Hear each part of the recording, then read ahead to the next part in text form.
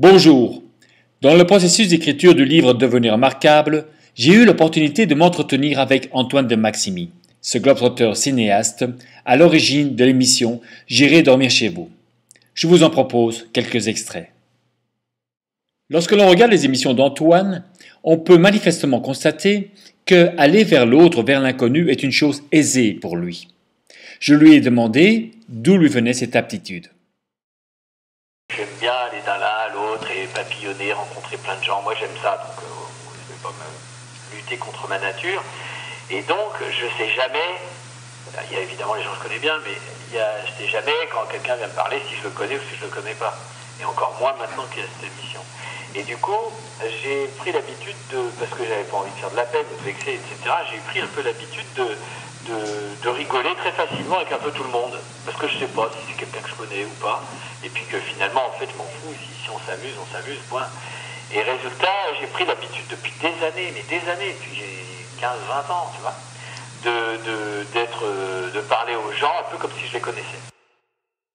La première fois que j'ai vu ton émission, Antoine, il y a ça quelques... J'ai eu ce sentiment de gêne. Parce que, bon, c'est vrai, c'est l'éducation, on dit ouf. Et puis finalement, vraiment, quand on regarde l'émission, on voit que c'est naturel et on voit qu'il n'y a rien de profiteur là-dedans. Et est-ce que toi, tu n'as pas ce sentiment de gêne ou tu ne l'as pas eu à un certain moment? Sûr, je l'ai eu à un certain moment, parce que le problème, c'est que si tu veux, s'il y a débat pour savoir si on doit, si j'aurais dû faire ci ou faire ça, tu te doutes bien que toi, quand tu es en train de vivre la situation, tu es encore plus sujet à faire des erreurs. Donc il y a eu des fois, bien sûr, où je me suis dit, putain, j'aurais peut-être pas dû faire ça, ou je sais pas si je fais ça. C'est forcément des questions qui arrivent. Quand, par exemple, je me retrouve le soir de Noël dans une petite ville en Finlande, la ville du Père Noël, bah, je suis un peu en train de me dire, bon, j'exagère, et quand je suis rentré chez des gens qui m'ont invité, avec qui j'ai partagé le repas, j'étais gêné. Oui, je me rappelle cette émission. Bon, oui, j'étais un peu gêné, mais en même temps, c'est drôle. Il y a un truc qui est très important.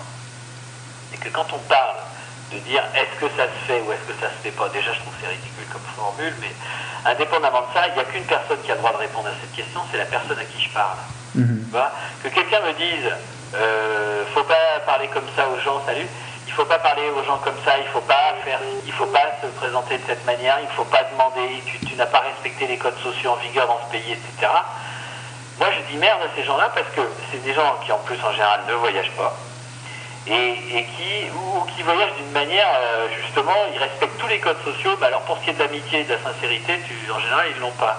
Et moi, je considère que quand j'arrive au Mali où les salutations sont très longues au pays Dogon, et qu'elles se font suivant telle technique et tel code sociaux, moi je respecte aucun code et il n'y a qu'un truc qui compte, c'est que le mec à qui je parle, il rigole, il est content de me voir. J'ai demandé à Antoine quelles étaient à son avis les raisons pour lesquelles les gens hésitent ou évitent d'aller vers l'autre, à la rencontre de l'autre. Voici sa réponse. Et c'est vrai qu'il y a beaucoup de gens qui ont tendance à rester en dessous de ce qu'ils pourraient dire, parce qu'ils ne savent pas. Alors ils n'osent pas aller parler, ça devient un peu, on peut appeler ça de la timidité aussi, c'est-à-dire qu'ils n'osent pas aller parler à quelqu'un parce qu'ils ont peur de le déranger, ou ils ont peur que ce soit mal pris, ou ils ont peur que ceci ou que cela.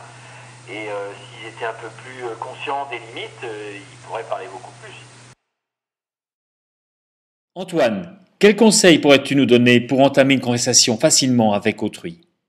J'ai toujours eu cette habitude de parler facilement aux gens et souvent même en faisant, si tu me demandes un peu comme technique, en faisant attention de ne pas essayer à tout prix de les accrocher. C'est-à-dire tu dis ta petite connerie, ça les fait rigoler et tu n'essayes pas à tout prix après de relancer. Et ça, les gens, ça les rassure de voir que tu n'es pas du tout de quelqu'un Qui va rester, qui va s'incruster.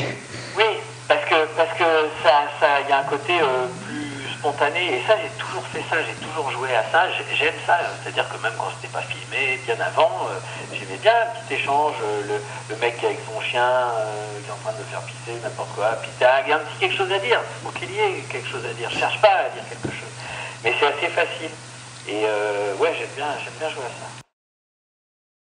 Antoine, tu parcours le monde à la rencontre de l'autre. Chaque rencontre est un événement en soi, un enrichissement. Tu dois avoir certainement des tas d'anecdotes. Pourrais-tu en partager une ici avec nous? Bon, il y en a plein, mais Oui. il y en a plein. Moi, j'aime pas réduire à la plus. J'ai quand même un épisode qui n'est pas diffusé encore en Grèce où j'ai rencontré un couple de bergers tout au fond d'une petite île grecque où j'avais pris un scooter. Je suis allé vraiment au fond de la route et je suis arrivé dans une cour de ferme et puis j'ai passé la nuit chez eux et on n'a pas pu communiquer d'un bout à l'autre parce qu'ils parlaient rien d'autre que grec et le grec c'est quand même de l'hébreu. Pour un français, je veux dire, tu peux pas, il n'y a pas de mots qui se ressemblent, etc., ou très peu. Et on a quand même passé, je me suis aperçu après que c'était vraiment beau parce qu'on a complètement communiqué sans avoir de mots en commun. Ils m'ont raconté qu'ils avaient perdu leur fille qui était tombée dans le puits, une fille de 17 ans, et tout ça avec des dessins, avec des gestes, avec des mots mais que je comprenais pas. Et moi je posais des questions avec des mots que eux ne comprenaient pas. Et moi je trouve que c'est une très belle illustration de ce qui peut rapprocher les gens, qui n'est pas forcément la culture commune et des choses comme ça.